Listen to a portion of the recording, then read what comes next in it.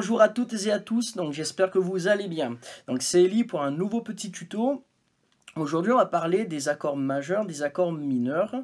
On avait vu dans un premier tuto la gamme de Do, comment elle était construite, comment on la jouait aux main droite et main gauche. On avait vu dans un second tuto comment on harmonisait cette gamme en accords, donc comment on arrivait à en tirer des accords.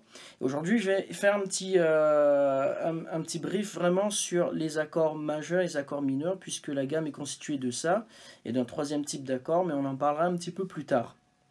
Alors, avant d'aller plus loin, je vais vous donner des noms qu'il va falloir retenir. Donc, la gamme de Do, je ne l'avais pas dit forcément, mais je ne voulais pas trop charger l'esprit avec trop d'informations.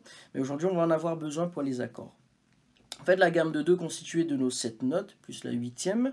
Et chacune de ces notes a un nom. Donc, Do sera appelée la fondamentale, ou la tonique. Ré sera appelée la seconde. Mi la tierce. Fa la quarte. Sol la quinte, La la sixte, Si la septième et le Do suivant l'octave. Donc ça attribue à chaque note une position dans la gamme. Donc tonique, seconde, tierce, quarte, quinte, sixte, septième et octave. Donc on va en avoir besoin pour justement analyser un petit peu nos accords. Ce que je vais faire déjà là, c'est vous jouer la gamme de Do classique à la main gauche et les accords à la main droite.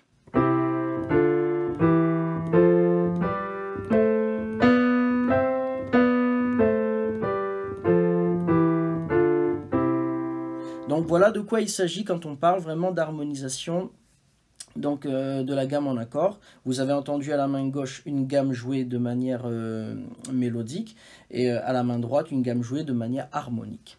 Alors, on va s'intéresser d'abord aux deux premiers accords donc de cette gamme de Do, donc l'accord de Do et l'accord de Ré. Ça va nous aider justement à comprendre l'accord majeur et l'accord mineur.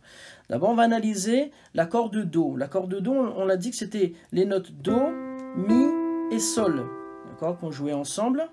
Alors, Do s'appelant donc la fondamentale ou la tonique, Mi s'appelle la tierce, et Sol s'appelle la quinte. Je rappelle qu'il nous faut au moins ces 3 notes pour constituer un accord. Donc, à 2 notes, ce sera plutôt de l'harmonie. Donc dans cet accord, tonique, tierce, quinte, on va regarder la distance entre les notes. Donc la distance entre Do et Mi, par exemple, ça va être, donc entre Do et Ré, ça fait un ton.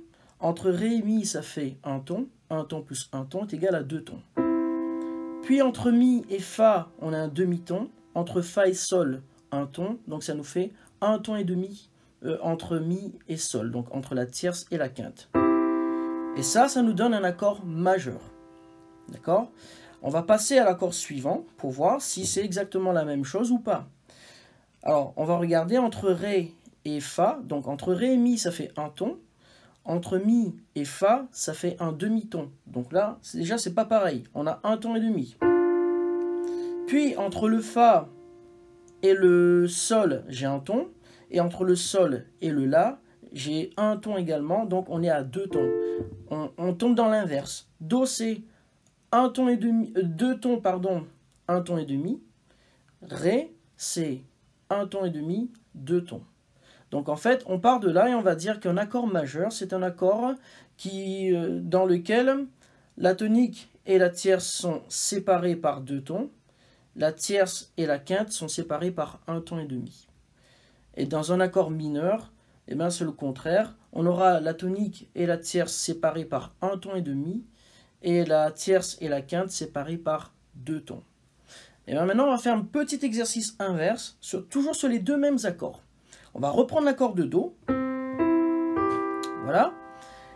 J'ai 2 tons et un ton et demi. Et bien, que se passe-t-il si je renverse la vapeur? C'est-à-dire si j'essaie de mettre un ton et demi, 2 tons dans cet accord de Do. Et bien, je vais choisir donc Do déjà. Et puis, il me faut un ton et demi entre Do et la note suivante. Donc, ça va me donner un Mi bémol. Ce qui fait que logiquement, je me retrouve avec 2 tons entre mon Mi bémol et mon Sol, parce que j'ai réduit le Mi d'un demi-ton. Donc on prend 2 tons d'un côté et on rabaisse d'un ton et demi de l'autre. C'est un petit peu mathématique. Hein. Ce Do devient mineur. Majeur, mineur. Et si je fais la même chose sur le Ré, Alors sur le Ré, on avait vu qu'il y avait un ton et demi entre le Ré et le Fa, et deux tons entre le Fa et le La. Et bien je vais augmenter ma note du milieu, là, mon Fa, d'un demi-ton. Ce qui fait que je vais me retrouver entre le Ré et ce demi-ton au-dessus du Fa, donc Fa dièse, un accord majeur, du coup, deux tons. Et je vais me retrouver avec un ton et demi entre mon Fa dièse et mon La, ce qui caractérise l'accord majeur. Ok, donc je vous laisse avec cette petite vidéo pour essayer justement de bien comprendre l'accord majeur de l'accord mineur. C'est essentiel donc pour la suite des tutos. Voilà, amusez-vous bien et n'hésitez pas, si vous avez des questions, à nous les faire parvenir aussi donc, sur le site. Ciao, ciao! Cultura, la culture avec un grand A.